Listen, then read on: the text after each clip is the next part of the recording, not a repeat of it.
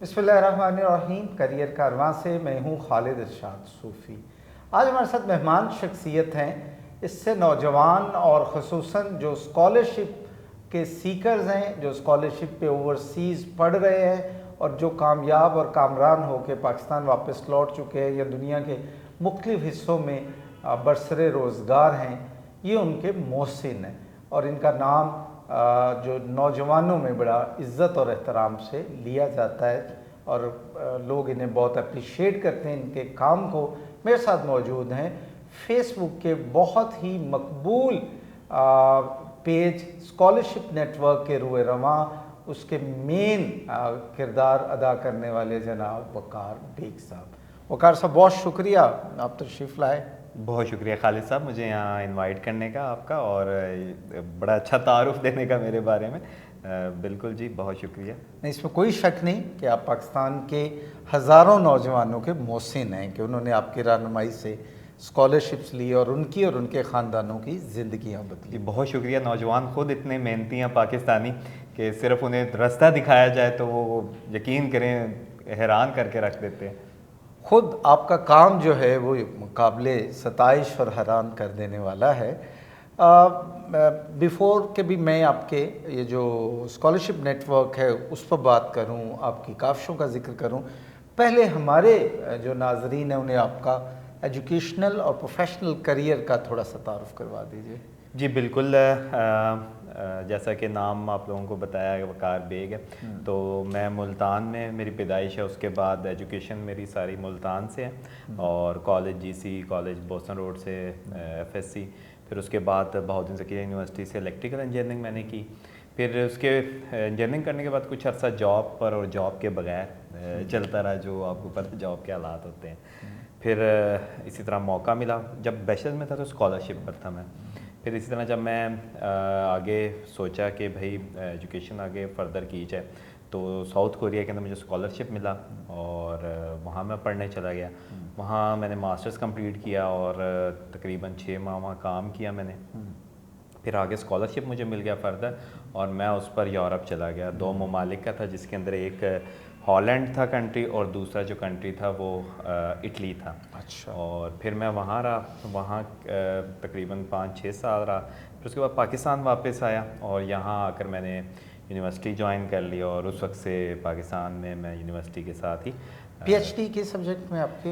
Electronics engineering में। Electronics engineer. और अभी पढ़ा रहे हैं? हाँ जी, मैं पढ़ा रहा। अच्छा, ठीक है। अच्छा वक़ार, ये बताइए कि ये नौजवानों को स्कॉलरशिप से मुतल्लिक़ रहनुमाई देने का ख़्याल कैसे आया?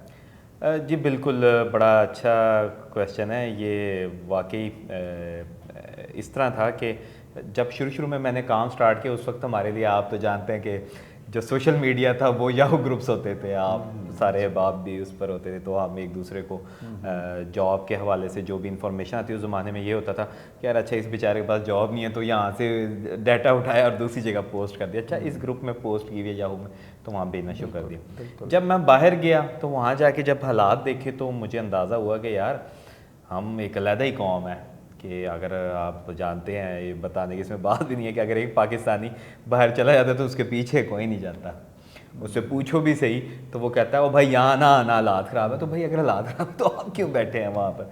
तो ये बड़ा कंसेप्ट नज़र आया और हमने इसको तब्दील करने के लिए कोशिश की कि यार ठीक है, हम खुश हैं तो हमारे घर वाले खुश नहीं तो आप कैसे खुश रह सकते? तो हमने कहा यार हम उस वक्त होप क्रिएट करेंगे। और ये आप देखें ज़माना वही था 2009-10 का, जब जॉबलेसनेस बड़े सीवियर तरीके से दुनिया भर में पाकिस्तान में स्टार्ट हुई। तो हमने ये सोचा कि यार होप क्रिएट की जाए, क्योंकि उम्मीद अगर ख़त्म हो जाए ना तो कोई चीज़ नहीं बाकी बचती।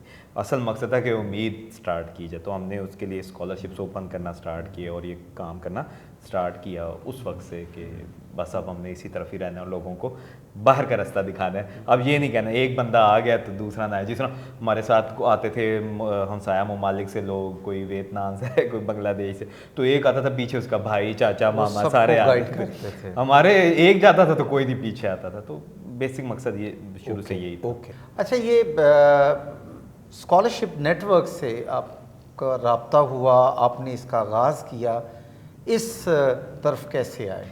जी बिल्कुल, स्कॉलरशिप नेटवर्क के हवाले से लोग मुझे जानते हैं और इस तरफ इस तरह आना हुआ कि जब ये काम स्टार्ट किया याहू ग्रुप से फेसबुक नया नया शुरू हुआ था, आप जानते हैं हम सब भी उस शिफ्ट कर रहे थे अपने आप को फेसबुक की तरफ। तो ऑब्वियसली शुरू से जो आदत थी इस नेटवर्क पे टाइम गुजारने की ऑनलाइन, तो वो आदत थी। तो अब क्या हुआ जी, उसके अंदर ये हुआ कि मैं ग्रुप बड़ा एक्टिवली यूज़ कर रहा था। साउथ कोरिया की जो फर्स्ट स्टूडेंट एसोसिएशन थी PSA, वो मैं ही बनाने वालों में था। तो हम वो ग्रुप बनाए थे, उसके अंदर मैं पोस्टिंग किया था। तो एक बड़े अच्छे दोस्त हैं मेरे, डॉक्टर वकार कुरैशी, जो कि न्यूजीलैंड में होते हैं। He is also one of the Pioneer Pakistani, जो कि एक कंपनी में, पावर कंपनी में जनरल मैनेजर है, one of the few Pakistani जो इतने हाई लेवल पर। सो ही सेड कि यार हमारे पास एक पेज है स्कॉलरशिप नेटवर्क का, why don't you come with us, और उसको रन करें। पेज था उस टाइम पे, 2010 की बात है। मैंने कहा जी बिल्कुल, मैं आ गया उस पेज पे। लेकिन फिर मैंने कहा नहीं, मैं पेज पे नहीं, हम ग्रुप बनाएंगे। तो हमने फिर 2012 में ग्रुप बनाया और उस पे काम स्टार्ट किया। और अब अल्हम्दुलिल्लाह वो पेज तो पड़ा हुआ है, लोग ग्रुप छोड़ के पेज पर आते हैं, हम पेज छोड़ के ग्रुप पर आए। और वो ग्रुप भी हम फिर चला रहे हैं 2012 से लेकर अब तक, वो ग्रुप को मुस्तकिल चला रहे हैं। और इस वक्त इसके कितने मिलियंस फॉलोअर्स हैं? इसके अभी मिलियन के करीब होने वाले हैं, 8 लाख हैं, 8 लाख से ऊपर हैं। हाँ जी, और अल्हम्दुलिल्लाह सारे पाकिस्तान। अच्छा वकार, मैं आपको ऑब्जर्व कर रहा हूँ पिछले फ्यू इयर्स से, आपकी कंट्रीब्यूशन अनथक है और मुसलसल है, बाकायदगी से। तो मेरा पहला सवाल तो आपसे ये होगा इस तनाज़ुर में कि ये जो स्कॉलरशिप तलाश करनी और फिर पोस्ट करनी, तो इस पर आपका कितना वक्त खर्च होता है और ये कैसे तलाश कैसे करते हैं? जी बड़ी इम्पोर्टेंट बात आपने पूछी है। ये वाकई एक तो सिंपल सा असूल है कि जिस तरफ आप रियाजत करेंगे आपको वो चीज़ मिलेगी। ये दुनिया में हर चीज़ का असूल है, अल्लाह ताला वही आपको देता है जिस तरफ आप कोशिश करते हैं। तो बिल्कुल जी, जब शुरू में स्टार्ट किया कोशिश थी, रीडिंग बड़ी अच्छी होनी चाहिए आपकी। तो पहले तो रीड आउट करना, लेकिन ये स्कॉलरशिप्स का अगर देखें मकसद, ज़्यादातर पोजीशंस ऐसी होती है जो दोस्त अहबाब भेजते हैं, तो हमारा नेटवर्क बनता गया। अच्छा। हमारा नेटवर्क, जो स्कॉलरशिप नेटवर्क का मकसद ये था, ये एक मॉडल इसी तरह का है जिस तरह उबर और करीम है, ठीक है, लेकिन पैसे इन्वॉल्व नहीं। उबर और करीम के अंदर क्या है कि यार आपके पास गाड़ी है और आपने अगले को उसकी मंजिल तक पहुंचाना है पैसे लेकर। हमारा भी आपके पास सारा स्कॉलरशिप है जिसके बारे में आप जानते हैं, आपने उसको उसके स्कॉलरशिप की मंजिल तक पहुंचाना है, लेकिन बगैर पैसों के। तो असल में मकसद ये था कि हम उन लोगों को इकट्ठा करें एक प्लेटफॉर्म पे। हम वो जो लैब की पोजीशनें आती हैं जो कि प्रोफेसर देता है रेफरेंस बेस पे, क्यों भला आपने भी घर पे कोई काम के लिए बंदा रखना हो तो आप ओपन पे नहीं कहेंगे आ जाओ भाई, आप घर वाले से पूछेंगे ड्राइवर आपने रखा, आप कहेंगे यार तुम्हारे पास कोई सफाई वाला बंदा, कहेगा जी जी मेरे पास बड़ा अच्छा, आप कहेंगे और उसको बुला। तो लैब में भी ये तो PhD के लिए स्पेशली जब आप एक बड़ा अरसे काम करने जाते हैं, प्रोफेसर कहते हैं तुम तो बड़े अच्छे स्टूडेंट हो, मुझे एक और ऐसा ला दोगे, तो ये ज़्यादातर आना शुरू हुए। अच्छा, ये जो स्कॉलरशिप आना शुरू हुई तो फिर आपने उस पर इन पर्सन भी तहकीक की होगी, उसके आउटपुट, उसके तरीके का, फिर ये आर्टिकल था? बिल्कुल जी, ये बड़ा समझ के बात करनी पड़ती है। ये वही हिसाब है, अगर आज भी आप देखें तो वो बड़ा वाज़िया हो रहा है सोशल मीडिया जैसे बड़े, जिस तरह आजकल आप यूट्यूब पर देखें हर कोई स्कॉलरशिप का चैनल तो बहुत सारी जंक और फेक इन्फॉर्मेशन है, सारा इसी तरह के। वो कहते हैं कि अच्छा ये मिल जाएगा free of IELTS, free of, उनको ये नहीं समझ आती। सिंपली मैं एक एग्जांपल कि भाई इंग्लिश के बगैर, तो भाई इंग्लिश पर यूनिवर्सिटी तो एडमिशन दे देगी, आगे एम्बेसी जाने देगी, कभी सोच। मतलब लोग ये चीज़, तो हमने क्या किया कि जारी बात है हायर एजुकेशन, हमने कहा यार एक एक चीज़ का प्रोसेस होता है, वो प्रोसेस स्टार्ट से लेकर एंड तक, और उसके अंदर कोई चीज़ पीछे ना, नो स्ट्रिंग्स अटैच, कि कोई आपके बैक एंड पे कोई जहन के अंदर कोई वो ना हो कि हमने इससे पैसे कमा, कुछ भी। सिर्फ और सिर्फ जो आना चाहता है अपने दिल के साथ आए और बयान करे। और रीडिंग के अंदर बड़ा अच्छा है, रीडिंग जी बड़ी एक इंपॉर्टेंट। मैं आपको एक अभी एग्जांपल देता हूँ, एक बड़ी आसान जिससे रीडिंग की समझ आ जाएगी। लोग बड़े अरसे से स्कॉलरशिप देख रहे हैं, आप अभी भी देखें, कॉमनवेल्थ का ही देख लें, अभी आया है स्कॉलरशिप एक सिंपल, आप जिस भी वेबसाइट को उठाएं वो देख लें। कॉमनवेल्थ ने इस बार एक चेंज किया, जो लोगों में पढ़ाई वो चेंज ये है कि कॉमनवेल्थ ने पहली बार कहा कि अगर आप डिसेबल हैं तो हम आपको स्कॉलरशिप HEC के पास ना जाए, हम अलहदा देंगे। बिल्कुल ठीक है। लोगों ने क्या किया, कॉमनवेल्थ अब पढ़ गए, मुझे भी ज़बानी याद है कॉमनवेल्थ की क्या क्या चीज़, लेकिन रीड करना फिर भी ज़रूरी है। वो क्या आपको ये जो इतना सारा वक्त देते हैं, दो सवाल हैं, एक ही सवाल के दो पार्ट हैं। एक ये कि अब कितने साल हो गए बड़ी मुसलसल इस रियाजत में, और कितने घंटे रोज़ाना आपके सर्फ होते हैं इस काम पे? जी शुरू में तो अगर जब 2012 में शुरू हुआ था, और ये लोग जो उस ज़माने में हमारे साथ अटैच हैं वो बड़े अच्छी तरह जानते हैं कि शुरू में वाकई बहुत ज़्यादा टाइम देता था, और हम बिल्कुल फुल फ्लैज होता था। अब जैसे जैसे एक्सपीरियंस होता जा रहा है ये स्पीड कम, मतलब एक्सपीरियंस की वजह से अब मुझे कम टाइम लगता है स्मार्ट वर्क। और इसके अलावा सबसे अहम चीज़ जो है, जो मेरे नज़दीक बहुत ज़्यादा लोग मोटिवेट होकर आगे आए हैं और मदद करें। यकीन करें, अगर अब आप देखें तो कंट्रीब्यूशन वकार का तो है ही है, लेकिन ज़्यादातर उन लोगों का जो कि मोटिवेट हुए हैं कि यार ये हम लोगों की मदद करना चाहें कर सकते हैं। तो आपके पास कोई ऐसा डाटा भी है कि आपकी काविशों से और आपका ये जो फेसबुक ग्रुप है स्कॉलरशिप नेटवर्क, इसकी काविशों से अब तक कितने लोग हायर एजुकेशन में स्कॉलरशिप्स ले चुके हैं? जी बिल्कुल, ये डाटा इस तरह तो नहीं है, रफली जो हम काउंट करते हैं ये अनऑफिशियल डाटा। हमारे नज़दीक ये तकरीबन 500,000 से ज़्यादा लोग हैं जो कि जा चुके हैं स्कॉलरशिप। 5 लाख के करीब। बिल्कुल। और इसकी निशानी मैं आपको इस तरह बताता हूँ कि मैं सिर्फ चंद प्रोग्राम्स का आपको बता देता हूँ, आपको उससे अंदाज़ा हो जाएगा कि आप इससे देखें कि रासमस स्कॉलरशिप यूरोप का सबसे बड़ा स्कॉलरशिप है, उसमें पाकिस्तान इस साल और इससे पिछले साल सबसे ऊपर है। कुछ ममालिक में PhD के प्रोग्राम है, उसके अंदर पाकिस्तान की तादाद इतनी ज़्यादा है कि यकीन करें 500-600 तक पहुंच जाती है। अगर अनऑफिशियल देखें तो वो तो बहुत ज़्यादा है। तो इस तरह की स्कॉलरशिप को अगर हर साल पे जमा करें और जितने अर्से हम काम करें, ये अमाउंट भी मेरे ख्याल में इससे ज़्यादा होगी। तो 5 लाख से ज़्यादा। जी। अच्छा वकार, ये बताइए कि पाकिस्तानी ये पिछले 2-3 साल का अगर आपसे डाटा पूछें तो किन ममालिक में सबसे ज़्यादा पाकिस्तानियों को स्कॉलरशिप मिली है? देखें, अगर ओवरऑल देखें सब ज़्यादा इस वक्त जो हमें स्कॉलरशिप दे रहे हैं, इस वक्त सबसे पहले नंबर पे आता है चाइना। ठीक है। सबसे ज़्यादा स्टूडेंट्स को स्कॉलरशिप देता है। ठीक है। उसके बाद अगर आप देखें ममालिक के हिसाब से, उसके बाद अगर आप देखें तो आप कह सकते हैं जी US और यूरोप, ये ऑलमोस्ट कंपेरेबल है। अच्छा। इनके बीच में इंडिविजुअल ममालिक पे आप तकसीम करें, यूरोप जारी बात है 26 कंट्रीज़ हैं तो वो अलग-अलग हैं, लेकिन इस वक्त हाईएस्ट पे अगर आप स्कॉलरशिप देखें सबसे ज़्यादा इस वक्त चाइना है। और उसके बाद आप प्रोग्राम हैं जो कि बड़े लेवल पे लेते हैं। यूरोप के अंदर बहुत ज़्यादा पाकिस्तानी हैं जो स्कॉलरशिप्स पर हैं, और फिर US हैं। यूरोप में कौन सा मुल्क है? देखिए हम इटली, फ्रांस, जर्मनी, और इटली, जर्मनी का तो बहुत जिक्र सुनते हैं अखबारात में, मीडिया में भी और सोशल मीडिया पे भी। तो इनमें हाईएस्ट रेशो किसकी है? देखिए, ये डिपेंड करता है, ममालिक कई हमें दे रहे हैं जो कि गवर्नमेंट लेवल के ऊपर दे रहे हैं। अब तक आपके डाटा तो होगा, स्टूडेंट ज़्यादा किन ममालिक में गए हैं पिछले 2-3 साल में? जो सबसे ज़्यादा ममालिक हैं हमारे पास हंगरी के अंदर, हंगरी गवर्नमेंट लेवल पे जो गए हैं सब ज़्यादा स्टूडेंट्स, क्योंकि वो गवर्नमेंट लेवल पे हमें मिला था के थ्रू। HEC तो उसके अंदर एक पार्टनरिंग एजेंसी है, असल हंगरी हमें पैसे दे रहा है जो उसके अंदर। अच्छा, उसके बाद अगर आप देखें तो उसके बाद सब ज़्यादा इटली के अंदर गए हैं 2-3 सालों के अंदर, ठीक है। और अगर आप तीसरे नंबर पे कहें किसी मुल्क को तो वो आप कह सकते हैं मेरे ख्याल में नॉर्वे। अच्छा, नॉर्वे को कह सकते हैं। जर्मनी के अंदर स्कॉलरशिप पे नहीं गए, पाकिस्तानी बेशक ज़्यादा गए लेकिन स्कॉलरशिप पे नहीं गए। अच्छा, नहीं गए। हाँ, जर्मनी हमें देता है फ्री ऑफ कॉस्ट एजुकेशन, तो वहाँ तादाद ज़्यादा है पाकिस्तानी की, लेकिन स्कॉलरशिप पे नहीं जाते। नहीं, सॉरी। हाँ, मैं आपको बताता हूँ। स्कॉलरशिप मेरे नज़दीक वो है कि जो ऑलरेडी यूनिवर्सिटी फी लेती है लेकिन आपको वेवस नहीं कर रही। नहीं, मेरे नज़दीक स्कॉलरशिप ये है कि यूनिवर्सिटी आपको ना सिर्फ पैसे माफ़ करे पढ़ाई के, बल्कि आपको स्टाइपेंड भी दे, और वो भी इतना दे कि आप अपने आप को तो इजीली सपोर्ट कर सके, और कई स्कॉलरशिप्स ऐसे जो आप फैमिली को भी सपोर्ट कर सके। ओके। तो मेरे नज़दीक स्कॉलरशिप डेफिनेशन ये है। यस, ये डिफरेंट है UK वालों से जो आगे कहते हैं हम आपको 20% देंगे, हम आपको 25% देंगे डिस्काउंट। अच्छा। और मेरे नज़दीक एजुकेशन के ऊपर जो आपकी ट्यूशन फी, लेकिन फिर भी आपके पैसे तो लग रहे हैं। तो जर्मनी एजुकेशन फ्री है लेकिन आपको अपना खर्चा खुद उठाना पड़ता है। रिहाई जो स्कॉलरशिप्स की मैं बात करूँ, जिन भी ममालिक की, ये 100% फुली फंडेड है और आपको पढ़ने के पैसे मिलते हैं। ओके।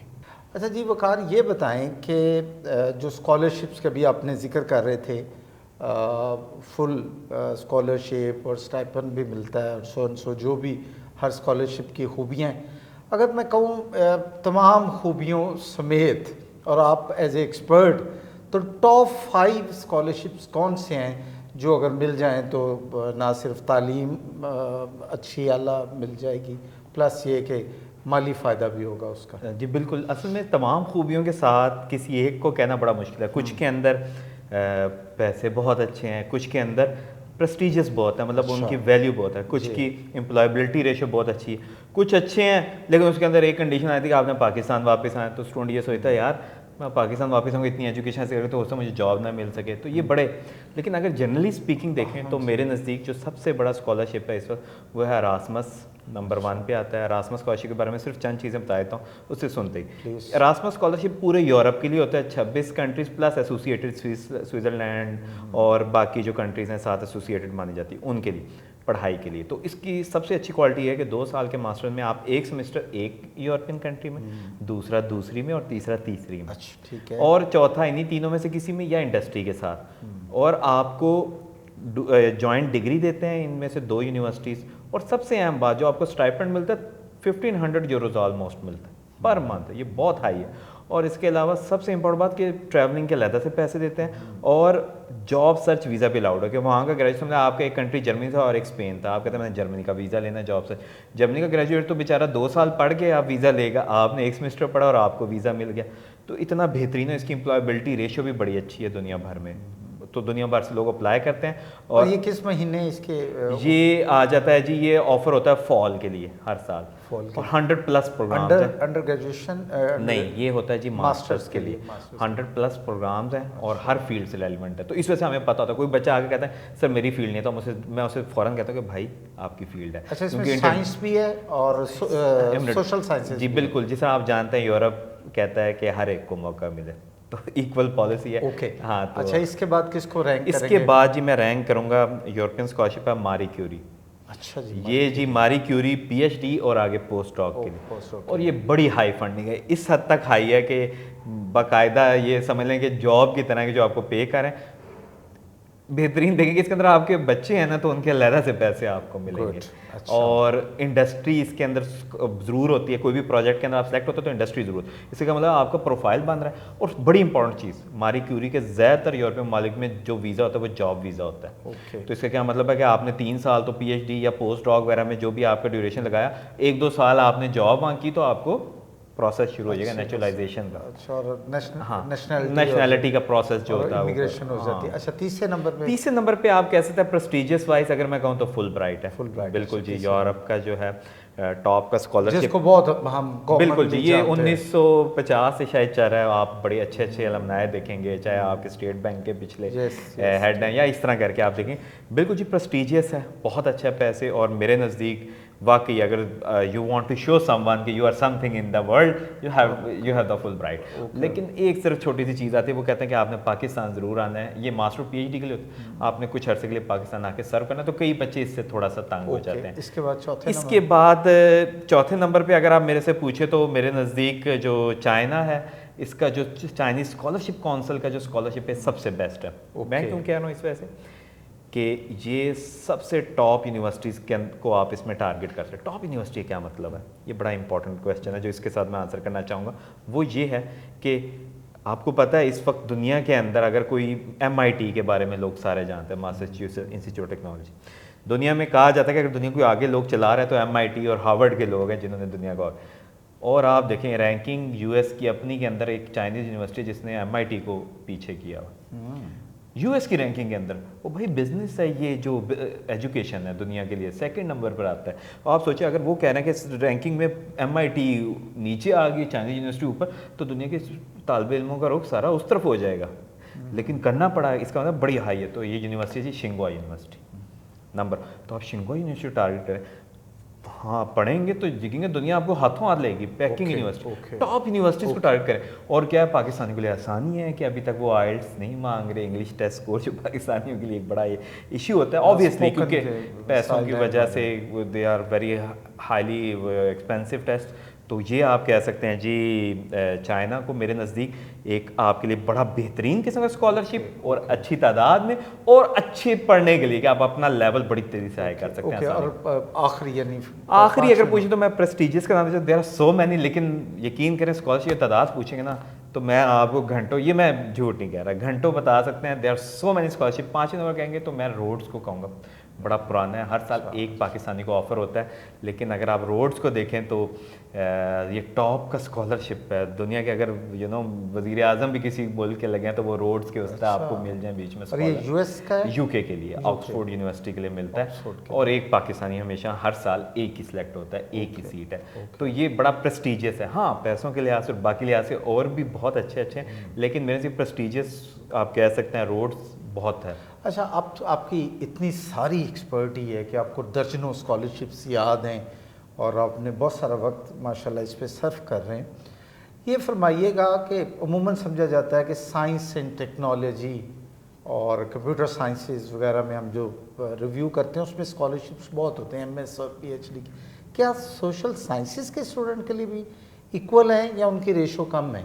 बिल्कुल जी, बड़ा अच्छा क्वेश्चन है। ये बड़ी अहम बात है जो स्टूडेंट्स को समझाना बड़ी इंपॉर्टेंट है। वो ये है कि मेरे नज़दीक हम इनको दो हिस्सों में तकसीम करते हैं, एक होता है कॉमन और एक होता है अनकॉमन। कॉमन वो हैं जो साइंसेस टेक्नोलॉजी के अंदर आते हैं, अनकॉमन वो हैं जो ह्यूमैनिटीज़ और इसके अलावा जो साइंसेस के अलावा हैं। बिल्कुल जी, कम है ऑब्वियसली, साइंसेस और टेक्नोलॉजी के अंदर ज़्यादा स्कॉलरशिप हैं और अनकॉमन है वो कम है दुनिया के अंदर, लेकिन बहुत स्कॉलरशिप फिर भी मौजूद है। उस हिसाब से रेशो देखें तो कम है। मैं को दो चार सब्जेक्ट आपके साथ शेयर करता हूँ। मसलन पाकिस्तानी नौजवानों के लिए इकनॉमिक्स में, मैथ्स कॉम में, कॉमर्स में और मैनेजमेंट में और लिटरेचर में, हिस्ट्री में, क्या इनमें भी स्कॉलरशिप है एमएस और पीएचडी के? ये तो आपने मुझे अनकॉमन में भी अच्छे वाले मेजर बताएं। आप मुझसे पूछिए इस्लामियात में है, मैं आपको बताऊंगा उसमें भी है। अच्छा, इस्लामियात में भी है। अभी रिसर्च कर रही है इटालियन गवर्नमेंट रिलीजियस एजुकेशन के ऊपर। 10 मज़ाहिब हैं इस्लाम के ऊपर, वो बंदे ढूंढ रहे हैं, हम क्या कह थक गए। अभी शैमनिंग ओपन हुआ हुआ है, लोग आज ही अप्लाई करें। शैमनिंग के अंदर इस्लामिक स्कॉलर्स के लहदा आप तो उनका ये तो अच्छे मेजर्स में से अनकॉमन में। अच्छा मैनेजमेंट साइंसेज और बाकियों के अंदर, और ये बड़े अच्छे स्कॉलरशिप है। और लोग मैं आपको इसका बड़ा एक अच्छा आइडिया देता हूँ, दो सिर्फ अनकॉमन मेजर्स के लिए सबसे इंपॉर्टेंट चीज़ ये है, आप भाई वो देखें जो गवर्नमेंट्स ऑफर कर रही हैं हमें स्कॉलरशिप। क्योंकि गवर्नमेंट कोई भी मुल्क की, समझ लीजिए स्विस गवर्नमेंट ऑफर कर रही है, समझ लीजिए जापानीज़ गवर्नमेंट ऑफर कर रही है, साउथ कोरियन, वो कहते हैं हर बंदा आए। तो हाँ, अगर स्पेसिफिक स्कॉलरशिप है तो वहाँ तो मुश्किल, लेकिन गवर्नमेंट स्कॉलरशिप में हर किसी को कवर करते हैं, तो आप गवर्नमेंट स्कॉलरशिप को टारगेट करें। और दूसरी बात सबसे इंपॉर्टेंट ये है अनकॉमन मेजर्स के लिए कि भाई आप वो वाले यूनिवर्सिटीज़ ढूंढें जो आपको रैंकिंग नजर आती है। मैं आपको एक इसकी मिसाल देता हूँ। मेरे पास एक बच्चे ने मैसेज किया कि सर मैं ना मास कॉम का स्टूडेंट हूँ, और नहीं, उसने मुझे कहा कि मैं किसी और फील्ड का स्टूडेंट हूँ और मैं चिली में पढ़ रहा हूँ। मैंने चिली का नाम सुना हुआ है, ऑब्वियसली फुटबॉल में अक्सर सुनते हैं। मैंने कहा यार अच्छा, वो कहता सर स्कॉलरशिप से। मैंने कहा यार किस गरीब बच्चों को, जो वैसे ही मजाकन कहा मैंने उससे। तो कहता सर आप एक दफ़ा ना पढ़ लें इसके बारे में। मैंने कहा यार बात हो सके। मैंने विकीपीडिया खोला, भाई ये तो अमीर मुल्कों में से है, मैं तो कभी पढ़ा ही नहीं था, एक सिंपल। फिर मैंने मास कॉम के स्टूडेंट्स को मैं एक जगह लेक्चर दिया था, मुझे कहा सर आप बताएं। मैंने वैसी रैंकिंग खोली, यूनिवर्सिटी चेक था, चिली की यूनिवर्सिटी टॉप रैंकिंग में मास कॉम। मैंने कहा भाई अगर वहाँ आप जा रहे हैं, अगर आप वहाँ स्कॉलरशिप्स भी देनी यूनिवर्सिटी चिली, आप जा भी सकते तो भाई आप क्यों नहीं जाते? टॉप यूनिवर्सिटी टॉप होती है रैंकिंग के अंदर, वो एक रैंकिंग से there are hundreds of factor जो कि उनको रिलेट करके आती है। तो आप वहाँ जाकर पढ़ें, और पाकिस्तान में जॉब नहीं मिलती तो इट्स ओके भाई, बाहर दुनिया तो आपको टॉप यूनिवर्सिटी पे रखेगी। तो इस वजह से they are so many ways के जा सकते हैं, और दे आर मैनी स्कॉलरशिप्स के जो कि एक्सपीरियंस बेस्ड के ऊपर आते हैं, और वो आप अनकॉमन मेजर्स में बहुत ज़्यादा अप्लाई। हाँ, ये मैं बच्चों को अक्सर कहता हूँ, बिल्कुल प्रोफेशनल्स के लिए बहुत ज़्यादा स्कॉलरशिप्स आते हैं जो वो अप्लाई कर सकते हैं। कि आप भाई अगर नई पढ़ाई से थक गए हैं, जो स्टूडेंट्स अक्सर यूनिवर्सिटी में थक जाते हैं, तो आप बिल्कुल आराम करें। आराम नहीं मतलब काम करें जो भी आप कर रहे हैं, और आप इसके बाद आगे एक्सपीरियंस हासिल करें। कई स्कॉलरशिप है, मैं नाम आपको अभी मतलब जापानीज़ जो गवर्नमेंट है वो हमें देती है, जापान वर्ल्ड बैंक हमें देता है, ये एक स्कॉलरशिप है। एशियन डेवलपमेंट बैंक हमें देता है, शैमनिंग एक्सपीरियंस बेस्ड देता है, स्वीडन इंस्टीट्यूट देता है। There are so many scholarship जो कि एक्सपीरियंस बेस के ऊपर। जर्मनी के अंदर हमें स्कॉलरशिप मास्टर्स के लिए एक्सपीरियंस बेस पे मिलता है। अच्छा वकार, इतनी ज़्यादा स्ट्रगल और कोशिश और एक वेलफेयर का काम आप सालों से कर रहे हैं, आप इसमें हासिल क्या करना चाहते हैं? पैसे आप नहीं लेते, अपना बहुत सारा वक्त लगाते हैं इसमें। ये जी बड़ा अच्छा सवाल है। ये नॉर्मली हम अक्सर लोग पूछते हैं तो हम उनको आखिर में ज़रूर बताते हैं नॉर्मली।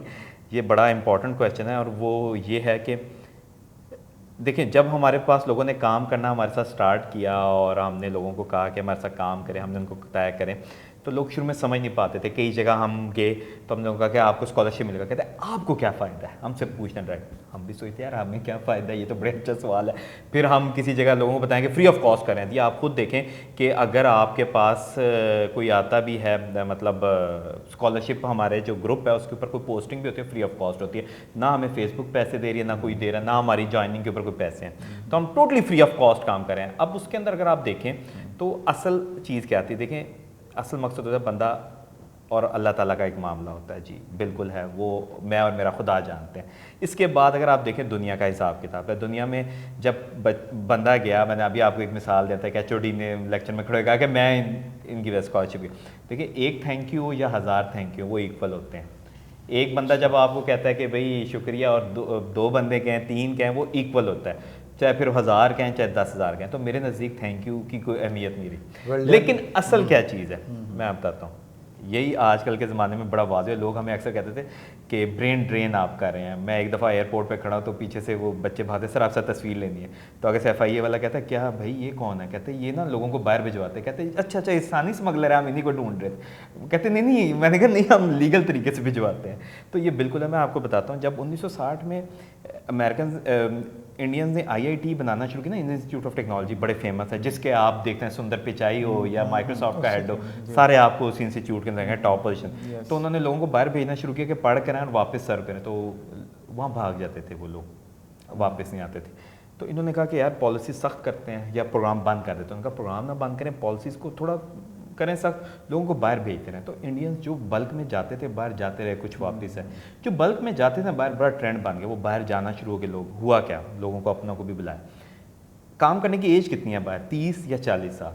ये वही ज़माना था 60 के बाद आके एग्जैक्ट 48 2000 के अंदर इंडस्ट्रियल रेवोल्यूशन इंडिया का है, आप देख। तो वही लोग, क्योंकि वो लोग जो जॉब कर चुके थे वो वापस आ रहे थे, एशियन ब्लड था, वो जब वापस आया तो ना सिर्फ वो पैसों के साथ वापस आया, जिसका पैसे नहीं थे, एक्सपीरियंस, वरना कंपनीज के साथ। तो हमारा टारगेट ये 4-5 साल का नहीं है, single thank you, 10 thank you, 10,000 thank you का नहीं, हमारा टारगेट है 40 साल। हम इसी वजह से स्लो नहीं, तो लोग अक्सर हमसे पूछते हैं आप स्लो। आप और आपके दोस्त इस कोशिश में हैं कि ज़्यादा से ज़्यादा पाकिस्तानी दुनिया भर की यूनिवर्सिटीज़ में मास्टर्स करें, पोस्ट डॉक्टरेट वो बाहर आए बेशक, और कुछ साल गुजारे, और अल्टीमेट उनका भेजा हुआ पैसा और तजुर्बा पाकिस्तान, वो आएंगे पाकिस्तान। आप जानते हैं पाकिस्तानी वापस ज़रूर आते हैं। बहुत शुक्रिया वकार बेग आपका, आप बहुत अच्छा काम कर रहे हैं और यकीनन आपकी दुनिया और आखिरत दोनों आप संवार चुके हैं। हमारी दुआएं हैं और हम आपके शुक्रगुजार हैं। बहुत जल्द ही किसी नए मेहमान के साथ दोबारा मुलाकात होगी। अल्लाह हाफ़िज़।